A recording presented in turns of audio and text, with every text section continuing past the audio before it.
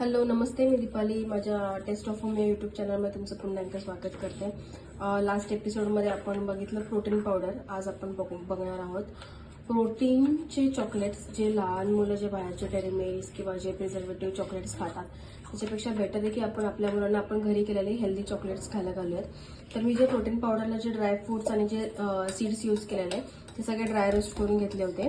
मी पुन्हा एकदा सांगते मी काय काय घेतलं होतं. मी पंपकिन सीड्स घेतलेले, सनफ्लावर सीड्स घेतले होते, मखाना घेतला होता, काजू, बदाम, अक्रोड आणि जी पिस्ता आणि जी खारीक राहते आपली सुकी खारीक त्याची पावडर.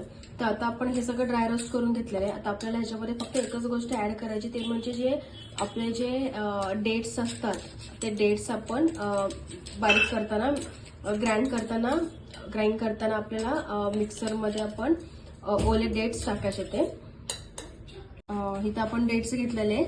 डेट्स मी ऑलमोस्ट 100 ग्रॅम डेट्स घेतलेले. ते डेट्स आता आपण हे सगळं काढून घेऊयात, बिया वगैरे सगळं काढूयात आणि डेट्स आणि आपण जे आपले ड्रायफ्रुट्स आणि जे सीड्स आहेत ते सगळे आपण बारीक करून घ्या. डेट्स मी थोडेसे जास्त घेतले थोडेसे, कारण डेट्सने थोडासा स्वीटनेस येतो. त्यामुळे आपण, कारण आपल्या ह्या सीड्समध्ये स्वीटनेसला काहीच नाहीये आणि आपल्याला लहान मुलांना द्यायचंय, त्यामुळे ते हेल्दी स्वीट असलं पाहिजे. तर त्यामुळे मी हे हेल्दी डेट्स घेतलेले स्वीटनेससाठी. मी या डेट्स मधल्या सगळ्याच्या बिया आहेत त्या पूर्णपणे व्यवस्थित काढून घेतलेले आहेत आणि आता आपण हे मिक्सरला बारीक करूयात. छान एकदम व्यवस्थित बारीक करून घ्यायचे, कारण डेट्स जे आहेत हे नॅचरल स्वीट्सचा जो सोर्स आहे त्यामुळे आपल्याला ह्याच्यामध्ये एक्स्ट्रा अशी साखर किंवा गूळ किंवा अजून काही स्वीटनेसचा जो काय एक्स्ट्रा ऑप्शन असेल तो अजिबात घालायचा नाहीये. ते जर घातलं तर त्याच्यातला जो हेल्दीपणा आहे तो निघून जाईल. त्यामुळे यासाठी आपण इथं जे नॅचरल सोर्स ऑफ शुगर आहे, गोडनेससाठी स्वीटनेससाठी जे नॅचरल सोर्स आहे तेच आपण इथे यूज केलेले आहे. तर त्यामुळे आपण डेट्स घेतलेले आहेत, म्हणून मी थोडंसं जास्त प्रमाणात डेट्स घेतलेले आहेत. आता आपण हाय प्रोटीन चॉकलेट बनवणार आहोत. त्यासाठी आपण सगळं जे आपले ड्रायफ्रुट्स, नट्स वगैरे सगळं आपण डेट्स वगैरे वाटून घेतले. आता आपण त्याला चॉकलेटचं कोटिंग देणार आहे. तर त्याला आपण कोटिंग देताना डार्क चॉकलेटचं कोटिंग द्यायचं आहे. तर त्यासाठी मी काय केलंय, कढई घेतली, कढईमध्ये थोडंसं पाणी टाकलेलं आहे. पाणी गरम झालं की त्याच्यामध्ये आपण वाटी ठेवायची. त्या वाटीमध्ये आपण डार्क चॉकलेट मेल्ट करायला ठेवायचे. मी वाटी ठेवली आहे, त्याच्यामध्ये डार्क चॉकलेट ठेवले. माझ्या मनोदीदीने डार्क चॉकलेट सुद्धा सगळं खाऊन टाकलंय, त्यामुळे हार्डली एवढंच राहिले म्हणून मी आता ते ठेवलंय. तुमच्याकडे जेवढं असेल तुम्ही तेवढं ते ठेवा, म्हणजे त्याची जी कोटिंग आहे त्याला ती कोटिंग व्यवस्थित लागेल. गॅस बारीक करायचा आहे, म्हणजे त्या डार्क चॉकलेटमध्ये आपलं पाणी लागलं नाही पाहिजे. हे जे आहे आपलं जे मिश्रण आहे ते आपलं व्यवस्थित बारीक वाटून रेडी आहे. आता मी याचे छोटे छोटे बॉल्स बनवून घेते आणि ते जे बॉल्स आहेत ते आपण जे डार्क चॉकलेट आहे त्याला वरती त्या बॉल्सला ते डार्क चॉकलेटचं कोटिंग द्यायचं आहे. पण त्याआधी मी ह्याच्यामध्ये 1 चमचाभर तूप घालते. मी 1 चम्मचभर तूप घालते ह्याच्यामध्ये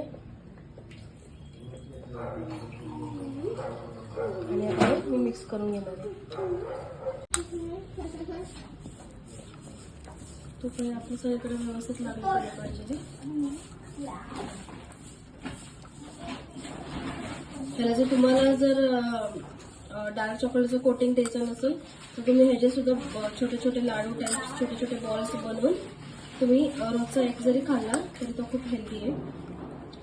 छोटे छोटे करते.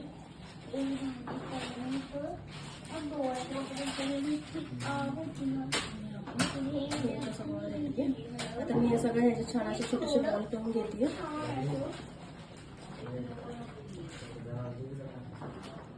तोपर्यंत आपलं जे डार्क चॉकलेट आहे ते एका साईडला मेल्ट होतंय.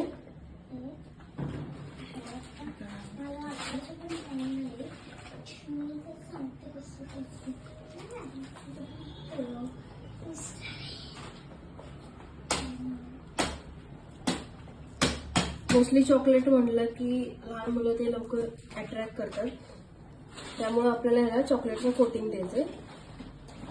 अदरवाईज तुम्ही नाही दिलं तरी चालेल, काय प्रॉब्लेम नाही.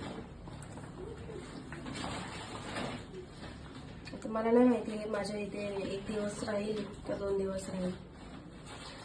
आमची मनोदीदी सगळ्या एका दिवसात संपून टाकायला बसली.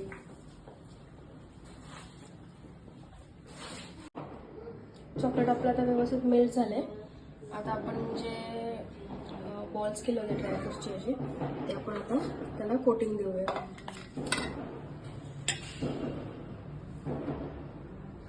आणि याला कोटिंग देऊन आपण याला फ्रीजरला ठेवून द्यायचं आहे. म्हणजे जे आपलं जे चॉकलेट आहे ते आपलं व्यवस्थित त्याला कोट होऊन जाईल.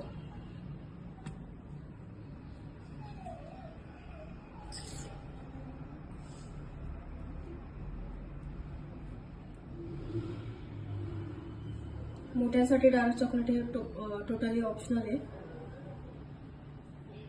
2 ते 3 तास फ्रीजरला ठेवायचं आहे. आणि जर तुम्ही रात्री करणार असाल तर पुन्हा रात्रभर फ्रीजरला ठेवून द्या.